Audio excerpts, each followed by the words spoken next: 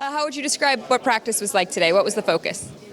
Pace, intensity, attention to detail, and we let that slip last game. So good practice day here to correct it. A little video as well.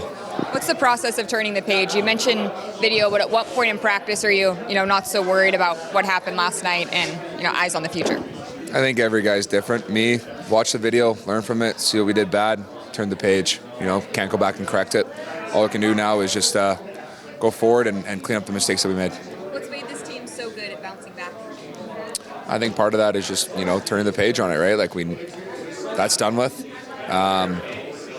We have a good group in here that just knows how to ride the wave. So we took our medicine this morning, learned from it. We're ready to go tomorrow. We don't know when Ian Barrie is returning for sure yet, but since he's obviously getting closer based on skating, just curious, first of all, how you would describe the season that he was having before being injured. Yeah, stellar year. Him, Jack, and Stoney, arguably one of the best lines in hockey there for a long stretch.